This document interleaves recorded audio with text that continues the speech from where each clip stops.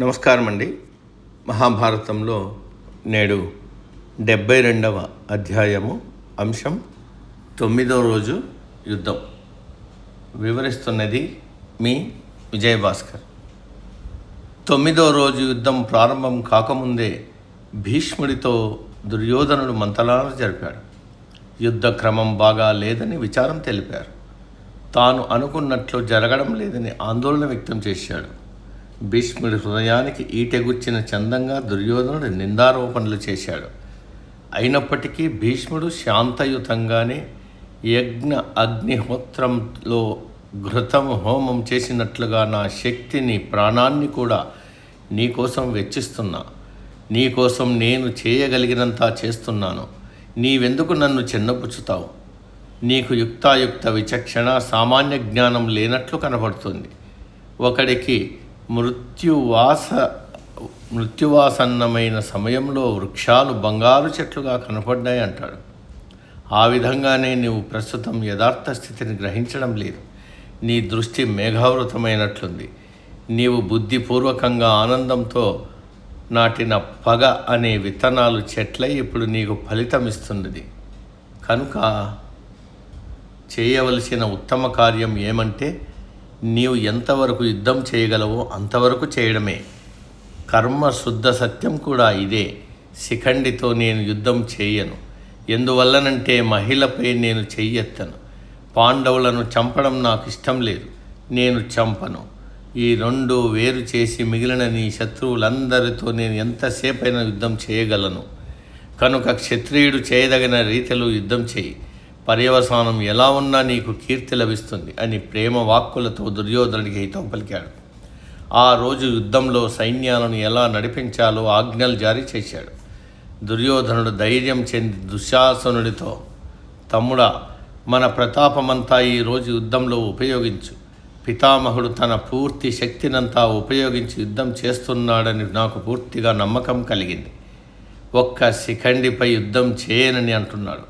కావున శిఖండిని భీష్ముడికి ఎదురు రాకుండా మనం కనిపెట్టి చూడాలి. లేకుంటే అపాయం చేయగల సింహాన్నైనా అడవి కుక్క చంపుతుందన్నాడు. అభిమన్యుడికి అలంబసుకు మధ్య పోరు జరిగింది. కీర్తియుతుడైన తన తండ్రి ప్రతాపానికి కొరత లేకుండా అభిమన్యుడు పోరాటం చేశాడు. అలంబనుడు రథం దిగి పారిపోయి ప్రాణాలు దక్కించుకున్నాడు. సాత్యకి అశ్వత్థామ ద్రోణులకు మధ్య గొప్ప యుద్ధం జరిగింది. అటు తరువాత పాండవులందరూ కలిసి భీష్ముడిపై తలపడ్డారు. దుర్యోధనుడు దుశ్శాసనుడు భీష్ముడికి బాసటగా నిలబడ్డారు. భీష్ముడు వీరోచితంగా పోరాడి పాండవులను వెనుదిరిగేలా చేశాడు. పాండవ సైన్యమంతా భయభ్రాంతమై చెల్లాచెదరై అడవిలో మార్గం తెలియని రీతిలో పరిగెట్టే ఆలమందల మాదిరిగా తయారైంది. కృష్ణుడు రథాన్ని ఆపి అర్జునుడిని ఉద్దేశించి, పార్థ, 13 సంవత్సరాలైన తరువాత ఈ రోజు కోసమే నీవు నీ అన్నదమ్ములు ఎదురుచూశారు. పితామహుణ్ణి చంపడానికి వెనుదీయకు. యోధుని కర్తవ్యమేమిటో గుర్తుపెట్టుకో అన్నాడు. అర్జునుడు తన తలను వంచి పైకి చూడకుండా, ప్రేమపాత్రుడైన పితామహుణ్ణి గురువులను చంపడం కంటే నేను అడవుల్లో నివసించి ఉంటే బాగుండేది. అయినా నీ ఆజ్ఞ ప్రకారమే చేస్తా. రథాన్ని ముందుకు నడిపించు అన్నాడు. అర్జునుడి మనస్సు యుద్ధం చేయడంలో నిమగ్నమై లేదు. తనకు ఇష్టం లేకపోయినా విచారగ్రస్తుడే ఉండి కూడా యుద్ధానికి వెళ్ళాడు. అక్కడ భీష్ముడు మధ్యాహ్న సూర్యుడి వలె పరాక్రమం చూపుతూ ప్రకాశిస్తున్నాడు. అర్జునుడి రథం భీష్ముడి వైపునకు వెళ్ళడం చూసి అతడి సైన్యం ధైర్యం పొంది మరలా క్రమపద్ధతికి వచ్చింది. భీష్ముడి బాణాలు పరంపరగా వచ్చిపడి అర్జునుడి రథాన్ని గుర్రాలను వేరుపరిచినట్లుగా కప్పివేశాయి. కానీ శ్రీకృష్ణుడు బహు సున్నితంగా రథాన్ని నడుపుతున్నాడు. అర్జునుడు పలుసార్లు భీష్ముడి ధనస్సులను ధ్వంసం చేశాడు. భీష్ముడు మళ్ళీ కొత్త ధనస్సులతో వీరోచితంగా యుద్ధం చేస్తున్నాడు. శ్రీకృష్ణుడు అందుకుని, ఓ అర్జున, నీవు ఎలా పోరు సల్పాల్సి ఉందో అలా చేయలేదు అని కోపగించి తన రథం నుంచి దిగి చక్రధారి అయి భీష్ముడిపైకి పరిగెత్తాడు.